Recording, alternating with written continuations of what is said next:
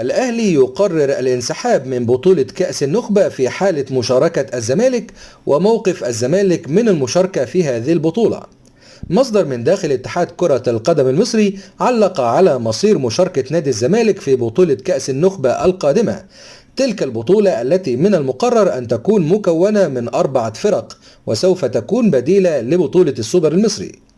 مصدر من داخل اتحاد كرة القدم المصري أكد أنه من حق نادي الزمالك المشاركة في بطولة كأس النخبة القادمة، وذلك على الرغم من العقوبات التي على نادي الزمالك بسبب عدم خوضه لمباراة السوبر المصري الأخير، مؤكدا أنه تم إسقاط العقوبات عن نادي الزمالك بسبب إلغاء بطولة السوبر المصري بنظامها القديم، وسيكون من حق الزمالك الاشتراك في بطولة النخبة الجديدة.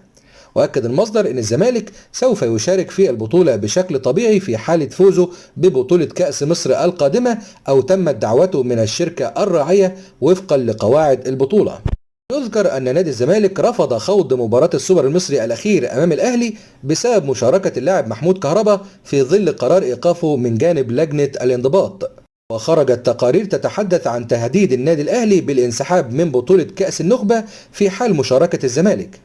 يأتي هذا في الوقت الذي أكدت فيه تقارير إعلامية صادرة اليوم قرار الأهلي بالانسحاب من بطولة كأس النخبة، حيث أكد محمد شبانة الإعلامي أن محمود الخطيب رئيس النادي الأهلي عقد اجتماع بالأمس لمناقشة قرار الانسحاب، حيث قرر الأهلي الانسحاب في حال لم يتم تنفيذ العقوبات على فريق نادي الزمالك عقب انسحابه من بطولة السوبر المصري الموسم الماضي. وأضاف شبانة في تصريحاته أن الأهلي بيرغب في تنفيذ عقوبة حرمان الزمالك من المشاركة في مباراة السوبر الأخيرة.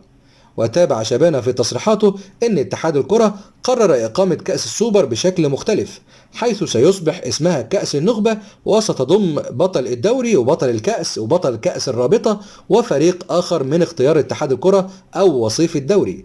وأضاف شبانة في تصريحاته أن اتحاد الكرة بيرغب في مشاركة الزمالك، خاصة وأن مشاركة الزمالك ستزيد من شعبية البطولة والتي ستقام بشكلها الجديد لأول مرة.